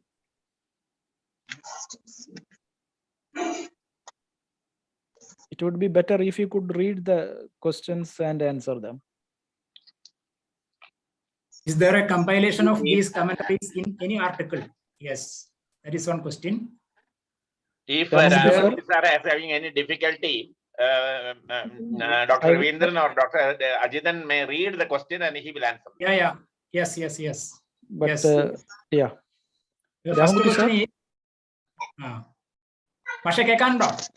Sir കേൾക്കുന്നില്ല. കുറച്ച് കേൾക്കാന്നുള്ളൂ, വളരെ കുറച്ച് കേൾക്കുന്നുള്ളൂ. എന്ത് പറ്റിയോ അറിയില്ല. ഇവിടെ ഫുള്ളാണ് എൻ്റെ.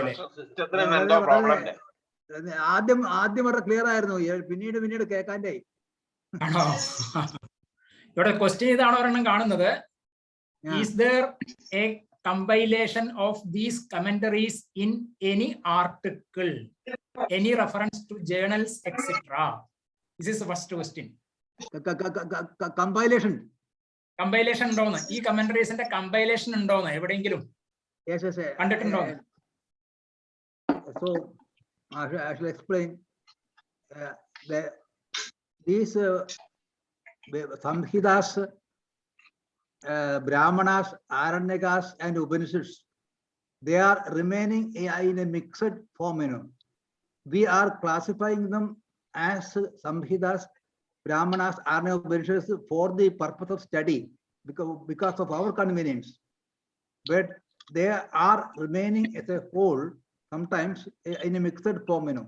So naturally, the question arises as to who would have compiled the not commented upon, who would have compiled the Aranyakas and the Brahmanas and some portions of the Samhita sometimes, and also the Upanishads. As I told you in an example, and that is the 40th chapter of the Shukla Yajurveda is nothing other than the Ishavasya Upanishad. So there is the presence of some compilers, not commentators, for classifying or specifying the characteristic features of these four classes of Vedic literature. And the names of such compilers are great men like Shaunaka, etc. I have told you, and Yajnavalkya sometimes. Yajnavalkya is said to be the author of even the Krishna Yajurveda. There is a story like that. And so some such seers or great sages would have been there in compiling the scattered literature of Aranyakas and Brahmanas and also Upanishads at some point of time. That was the idea I was trying to drive home to you. Of course, it is not a clear idea, but there are scholars who observe that certain compilers were there in codifying and summarizing these four branches of Vedic learning, except perhaps the Vedangas. The Vedangas are later editions, of course. They are distinct class of literature, and because they have an author, they have particular authors and specific authors for Vedangas, for Prikya Sutras and Shravya Sutras and Dharma Sutras, etc. So this was the point I was trying to make. I did not understand the question, of course, but I was trying to explain what I meant by compilers. Sir, I think he wants to know, is there any single volume? He wants to know, is there any single volume containing all? I shall give you my telephone number. I am not carrying. Dr. Ravi has got my telephone number. You can ask me that question and I shall answer to you. Okay. Good. Sorry. That will do. Personally, he can clarify that. Sheshadri, if you are attending this session now, so you can contact Professor Ramankutty for more clarification. I think for him today it was not so good. His connection perhaps. He cannot hear properly. But Yes, fortunately, we heard his lecture fully. Sheshadri is here now. Sheshadri is here. No, fortunately, we heard Ramankutty's presentation fully without any difficulty. Yeah. Yes. But as far as I want to mention one thing, that the Nilakantha, who was the author of Nirukta Vartika, is an elaborate metrical commentary on Yaska's Nirukta.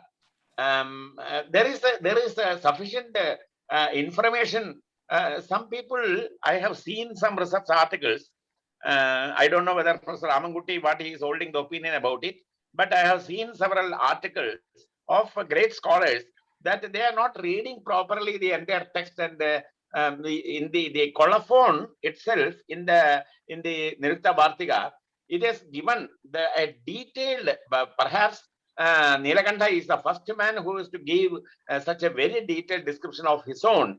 With no doubt is given. He mentions about his brother, sister, and all those things. Father, mother. Jamadagriana, Ramena, Gargena, Pratipadide. It goes like that. Koshtayuride, Vikyare, Grame, Kerala Pujide. So Koshtayur is the Kontayur, the modern Kontayur, very near to in the banks of Nila, near to Dashamangalam. See, these places are mentioned very properly, and he has mentioned that his father is Bahu Yajvi Chaturvedo Rudra Sharma Pitamaha. He was talking about his Pitamaha. Bharadwaji cha Kauberi Neeli Mada Bahu Praja. So about mother. And Rudradya Bhradaro Yasya Dattadyaha Jamayastadha. Then he says about him, Kinjit Sodhitya Vedasya Maskari Samapadyata. Learning little, even though he has commented on Vedas and like that, but he, with his simplicity and humbleness, he says that I studied little bit Veda and then I became a Maskari. So that means Maskari means sannyasi. So then he mentions about his name also. Padmayit Avaram Sapnyam Labdhavan Sa Guru Punaha. So Padmapada is name. So Padma is Aparanama. So Nilakantha is the Purvashrama Nama and Padma is the Sannyasi Nama. So such a detailed description has been given. Further, I have left out some portions because to save the time, but very detailed description has been given. Among commentators, perhaps Nilakantha is the first person to give such a very detailed life history of his own in the colophon of the text. So that is very interesting, and that should be mentioned significantly. Okay.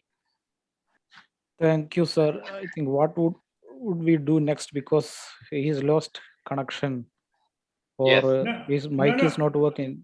No, he is available. I think. Available, but He is hearing, but some not problem with very his mic, clearly. yeah. That is the problem. Okay. We can continue. I was just replying to the question in the comments. Is there any compilation of the available? Sorry. Yeah. Is there any compilation of the available commentaries on Rig Veda? So I know this thing, commentaries on Rig Veda only. Just for the information. May I know your name and your place of? My name is Ilya. It's I-L, Ilya, and I'm studying in Belgium. Oh, great. Belgium. Yes. Oh.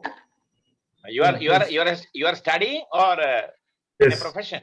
Yeah. Doing MA in Sanskrit. Oh, Great. very Please, great. your- Warm welcome to Kandurushala. Very he's good.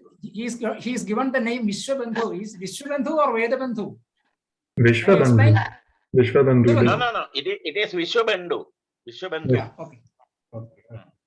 It's available for download. I don't remember where exactly, but I found it. I have it myself. Oh, great. I just Thank No, you. no, what you said is correct. It is Vishwabandhu only. Oh, okay. Ajitan, you can proceed. I think let us move on to the next program. Is there no comments to There is make? no- our students like Madhu Chandas were there in the In the beginning, audience. but they left.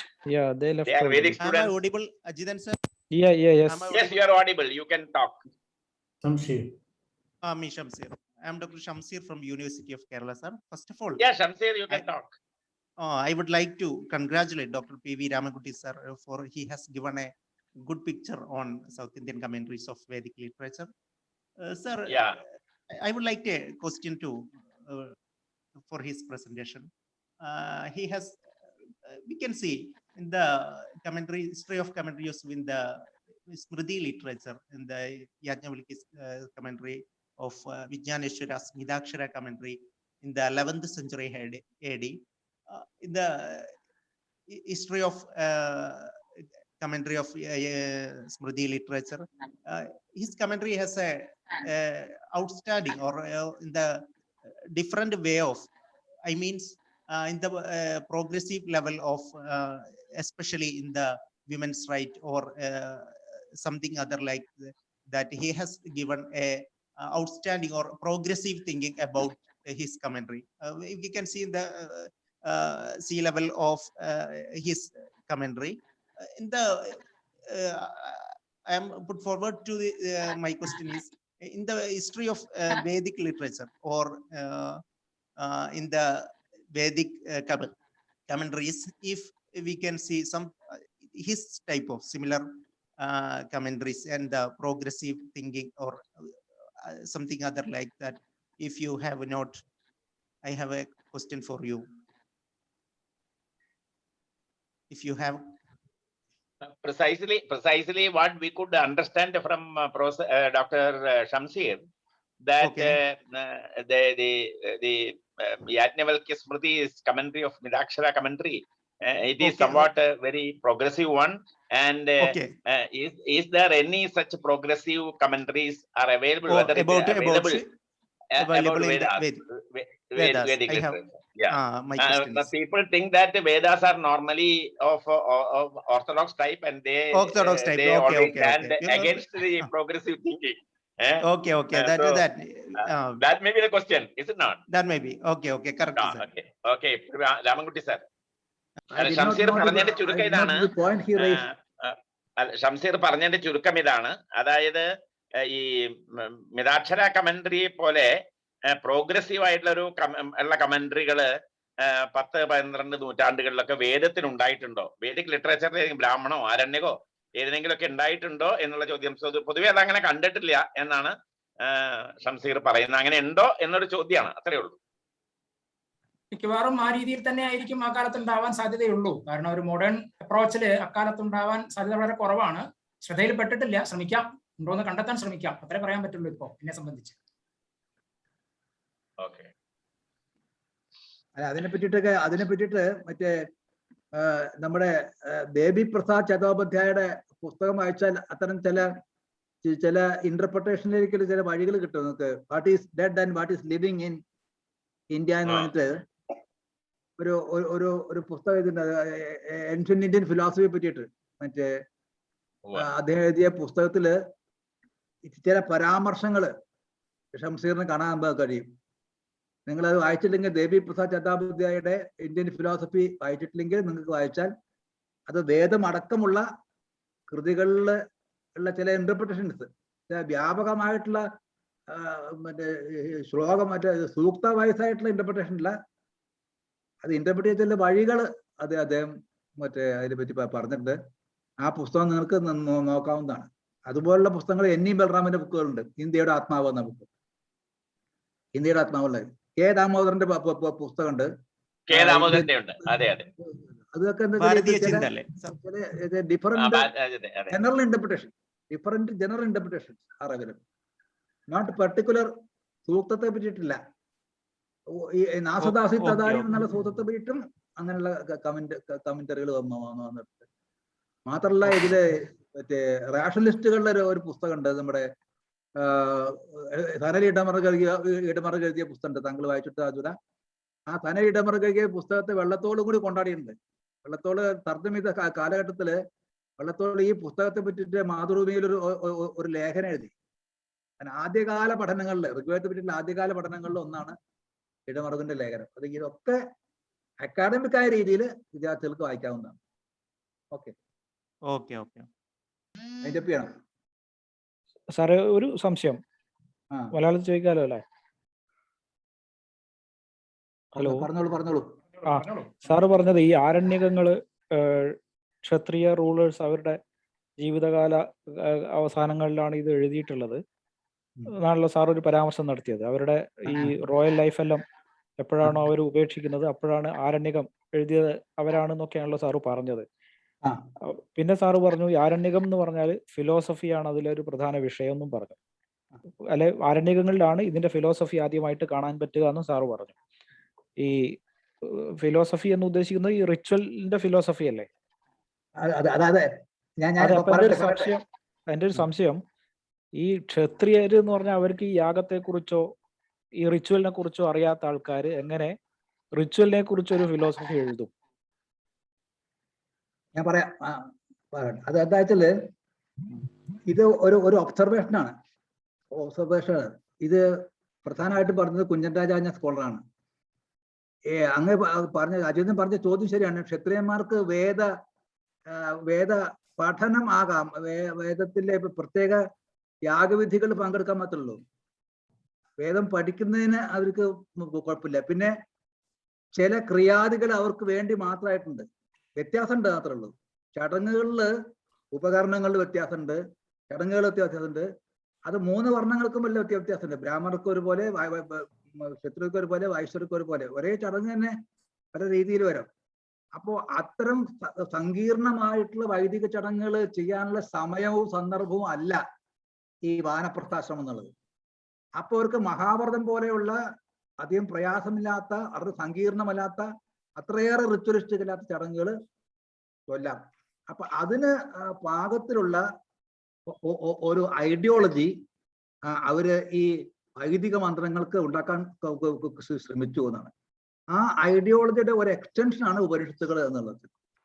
അപ്പോൾ ഈ അതുവരെ ബ്രാഹ്മണങ്ങളുടെ കാലത്ത് ഇന്ത്യയിലെ സാംസ്കാരിക മണ്ഡലം ഭൂമിലമായിരുന്നു എന്നാണ് സുകുമാർ അഴീക്കോട് പറഞ്ഞത്. പറഞ്ഞു ഇന്ത്യയുടെ സാംസ്കാരിക മണ്ഡലം ബ്രാഹ്മണങ്ങളുടെ കാലത്ത്, വൈദിക സംഹിതകളുടെ കാലത്ത് പ്രകാശമാനമായിരുന്ന ഇന്ത്യയുടെ സാംസ്കാരിക മണ്ഡലം, സാംസ്കാരിക ചക്രവാളം ബ്രാഹ്മണങ്ങളുടെ കാലത്ത് ധൂമിലമായി. കാരണം യജ്ഞങ്ങൾ ഇങ്ങനെ നിരന്തരം ചെയ്യുക എന്നല്ല, ഈ യജ്ഞങ്ങൾ എന്തിനാ എന്നുള്ളൊരു ചിന്ത, അതിനൊരു ഐഡിയോളജി, ഒരു പ്രത്യയശാസ്ത്രത്തെ പറ്റിയിട്ടുള്ള പരിചിന്തനം കുറവായിരുന്നു. അത് അപ്പൊ വെറും കർമ്മകാണ്ഡപരമായിട്ടുള്ള വ്യാഖ്യാനം മാത്രമായിരുന്നു. അതിൽ നിന്ന് കുറച്ചും കൂടി ഈ യജ്ഞങ്ങളുടെ അർത്ഥങ്ങളിലേക്കും അവയുടെ അനുഷ്ഠാനത്തിന് പിന്നിലുള്ള അർത്ഥങ്ങളിലേക്കൊക്കെ പോകാനുള്ള ചില ചിന്ത, ഈ സമയമുണ്ട്, സമയം ധാരാളമാണ് ഈ വാനപ്രസ്ഥ ജീവിതത്തില്. പിന്നെ മാത്രമല്ല ചിന്തയ്ക്ക് സൗകര്യങ്ങളുണ്ട്. കാടാണ് അവരുടെ ജീവിതം. അപ്പൊ ഏകാഗ്രത കൂടുതൽ പറ്റും. ആ അവസരങ്ങളിൽ എന്തിനാണ് ഈ യാഗവിധികളുടെ ആന്തരിക അർത്ഥം? അതിന് നമ്മൾ ഉദ്ദേശിക്കുന്ന ഈ പുറമേയുള്ള മീമാംസകാരന്മാർ പറയുന്ന അർത്ഥത്തിന് പുറമെ മറ്റെന്തെങ്കിലും അർത്ഥം അതിനുണ്ടോ എന്നൊക്കെയുള്ള ചിന്ത വൈദിക വിദ്യകളെ പറ്റിയിട്ട് ഉണ്ടായി എന്നാണ് അദ്ദേഹത്തിന്. അത് ശരിയാണ്, അത് കുറെ ശരിയുണ്ട്. അപ്പോ വേദം ചൊല്ലാൻ അവർക്ക് അധികാരമില്ലായിരുന്നെങ്കിൽ പോലും വേദം മനസ്സിലാക്കാനും വേദം പഠിക്കാനും ഒക്കെയുള്ള അവകാശങ്ങൾ ക്ഷത്രിയന്മാർക്ക് ഉണ്ടായിരുന്നു എന്നതാണ് ശരി എന്നാണ് എൻ്റെ ഉത്തരം. Thank you sir. സർ ഇനി വൈൻഡപ്പ് ചെയ്യാൻ തോന്നുന്നു അല്ലേ? അതെ, വൈൻഡപ്പ് ചെയ്യാം. Okay. We will go for citation. Yeah. Yes, next is presentation of citation to Dr. P.V. Ramankutty sir. It's going to be done by Dr. P.C. Shamsir, Assistant Professor, University of Kerala. Shamsir, over to you. Good afternoon to all. Am I audible? Yes, audible. Yes, you are. With great honor and respect, Kandalur Shala highly commends Dr. P.V. Ramankutty for his outstanding contributions an exemplary work in Vedic literature as a Sanskrit scholar, writer, teacher, guide, and philosopher. Dr. P.V. Ramankutty is retired from Collegiate Education Department, Government of Kerala as Principal, Government College, Kasaragod, Kerala in March 2004. He is one of the leading faculties of Kandalur Shala. He was for a long time served several government colleges as professor and principal. As a balanced, impartial critical of literature, his scholarly approaches are being received warmly by men of letters. He was director of the illustrious research library named after Kanipayu Shankaran Namboodiripad. He authored and published several valuable books and lifted the status of the said library from the point of view of higher studies and research. At present, he is UGC Adjunct Professor of Sanskrit at Sri Shankaracharya University of Sanskrit and a syndicate member of that prestigious institution. Dr. Ramankutty did his MA in Sanskrit Sahitya special with first rank in 1972 from Sri Nilakanta Government Sanskrit College, Pattambi, Kerala, and his PhD Sanskrit from University of Calicut, Kerala. After retirement, he worked as Shastra Chudamani scholar for 1 year under Rashtriya Sanskrit Sansthan at Sri Nilakanta Government Sanskrit College, Pattambi, Kerala. He worked UGC Emeritus Professor at the PG Department of Sanskrit, Sri Shankaracharya University of Sanskrit, Kaladi, Kerala, from 2010 to 2020. Dr. Ramankutty published 12 works: Rigveda Bhumika, an introduction to Rigveda; Yajurveda Samiksha, a study on Yajurveda; Veda Deepika, a collection of articles on Vedic lore; Aranyakangalku Oramukham, an introduction to Aranyakas; Dhanurveda, treatise on ancient Indian military science; work on Mahabharata, the epic, and besides several research articles both in English and Sanskrit in recognized journal. He offered research guidance to students in the capacity of recognized supervising teacher for Sanskrit under the various universities. A large number of research scholars were subsequently awarded the degree of doctor in philosophy. He participated as a resource person in several seminars, including national and international ones. This citation is presented to Dr. P.V. Ramankutty on Saturday, the 12th March 2022 at Thiruvananthapuram, Kerala. Thank you. Thank you very much. Thank you, Shamsir. Next, we are going to wind up the session. And next is proposing vote of thanks. So today we were on a program. It is actually a 6th lecture in the series of Vedic Epistemology and Exegesis, and it is presented by, the lecture is given by Dr. P.V. Ramankutty sir. And the program started off with a wonderful recitation of 2 suktas from Rigveda by Edapana Narayana Nambudiri. So thanks are due to Edapana Narayana Nambudiri for reciting very melodiously the Vedic suktas for us. Thank you, Narayana Nambudiri sir. And it is followed by welcome address by Lisha Siyar, who welcomed all the audience to the program and has given a wonderful welcome address too. Thanks are due to Lisha on behalf of Kandalur Shala. I thank Lisha for her wonderful welcome address. And it is followed by Dr. K. Ravindran sir's presidential address. He has given a general background to today's presentation, and later the Dr. P.V. Ramankutty sir has made furthered the observations made by Dr. K. Ravindra sir. Thanks sir due to K. Ravindra sir for being the president of this academic section, and also for your comments and additional information, providing additional informations. And all are the years to we have gathered here to listen to Dr. P.V. Ramankutty's lecture. As I have said earlier, he is not a he is a familiar figure to us. We have seen him several times on this very platform, and he during his speech, it was entitled South Indian Commentaries on Samhitas, Brahmanas and Aranyakas. He has touched upon almost all aspects, and he did justice to the topic. This is title of today's presentation, and though he missed out certain points which have been filled by the president of today's program, K. Ravindran sir and Murli Madhavan sir. So thanks to on behalf of Kandalur Sala, I thank Dr. P.V. Ramankutty sir for giving us a wonderful lecture, and many of the points are yet to be researched. And it's followed by a presentation of citation by Dr. P. Shamsir, who has presented the citation to Dr. P.V. Ramankutty sir. Thanks are due to Shamsir for your presentation. And last but not the least, thanks to the audience. Today we have an audience. We have a participant from Belgium, and I thanks him for coming and listening to our lecture and making a few comments. And thanks to all the audience who have been here and who patiently listened to Ramankutty sir's presentation and all the comments followed by the presentation. And thanks for your support. Thanks for your coming and making comments. Thanks to all. Thank you. Okay. Let us. Then can you do Shanti Patha also? Yeah, let us conclude this session by reciting a Shanti Patha.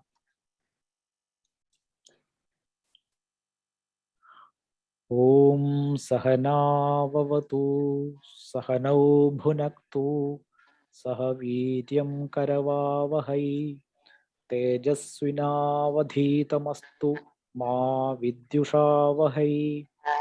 Om Shanti Shanti Shanti. Thank you.